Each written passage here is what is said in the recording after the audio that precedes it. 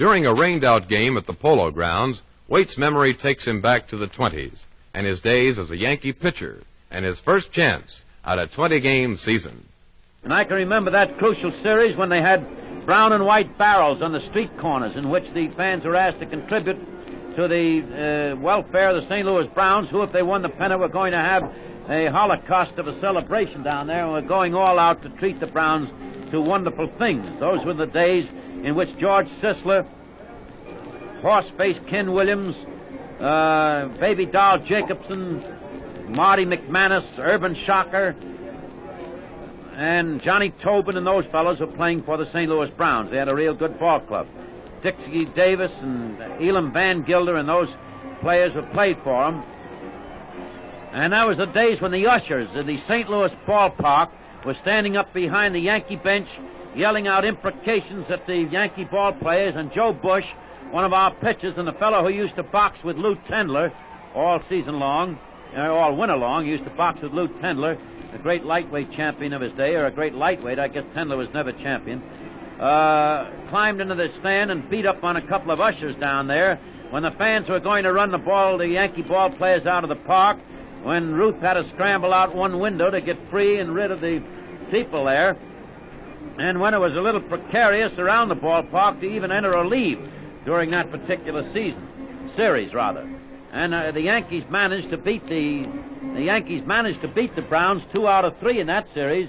And how did they beat him? Well, Whitey Witt was hit with that pop bottle in the first game, and he was laid low. He could not play in the second game. But in the third game against Urban Shocker, they brought him in as a pinch hitter in the 8th inning, and Whitey Witt singled into center field, beating the Browns that game, and we went on to win the pennant. And right next to the Polo Grounds there, up in the, they have, I forget the name of the avenue, it's so long ago, but there is that, you have to go up the stairs to the elevated railroad, and then to the right, you go up on St. Nicholas Avenue, is it? I forget the name of the avenue up there.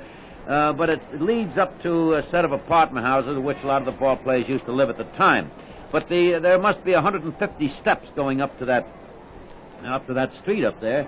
And I can remember starting up there with Bob Sharkey and Freddie Hoffman, two fellows with whom I shared an apartment, and having to sit down halfway up because I couldn't make the top, because I couldn't go any further, because I was so all in, and because I was so excited, I guess. But I can remember that whole series very well, how I used to go in the kitchen at 3 o'clock in the morning, and I'd find Hoffman and Sharkey in there. We eat cereal at 3 in the morning, talking over the next day's game. And it was a very exciting time, and for those kind of reasons, you look back in your own career and you feel that you've been given a great privilege in having the talent, or the type of talent, that it would admit you to a game, such a game as baseball, in which you could get the maximum of thrill and suspense and effort and everything else. And it was really a glorious thing. Following that series, everything was anticlimax. The games, we played the Athletics a few games after that, I believe, and Jimmy Dykes, who was coaching at third, was a member of the A's at the time, and he recalls that, I remember. And I remember how, when you get right down to it, how I was blocked off from winning my 20th game, the first time I had a chance to win 20 games in the big league. I started as sort of a practice affair in the next to last game of the season because we'd already won the pennant then, and I was ahead 7-0 in the 7th inning, and apparently had my 20th game won. And Babe Ruth, who had been a pitcher years before, hadn't pitched a game all year, and by George, the fans wanted to see Ruth pitch, so as a novelty gesture, Miller Huggins called Ruth in from the outfield and had Ruth finish the game as a pitcher.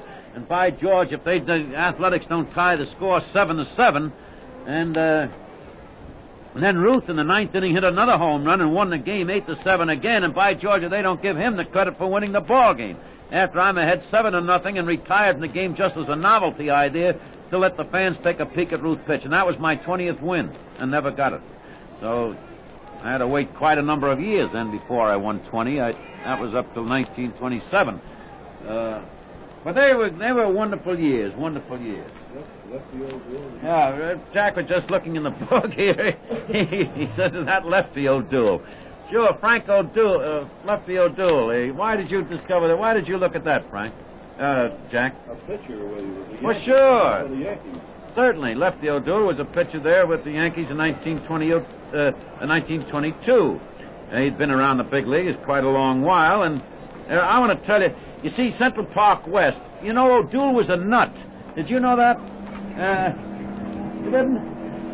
Well, Lefty O'Doul, before he ever became a league-leading batter in the National League, was in the American League, and he was kind of a bug. He used to skip from one end of the bench to the other, and in those days and Miller Huggins, with a little Miller with his knees shaking and everything else, when in a tight game. And one day Lefty went up to the drinking fountain, and those days had that compression idea, and you pressed the fountain, and this day he pressed it, and he used to hold his finger on it, you know. And by George, if he didn't splatter Huggins with a lot of water and everything, and Huggins was drenched from those spattering he got in a tight ball game, and Huggins said to O'Doul, "For heaven's sakes, O'Doul, sit down and watch the game and get your mind on the ball game." And O'Doul said, "I'll go to the head of the class teacher."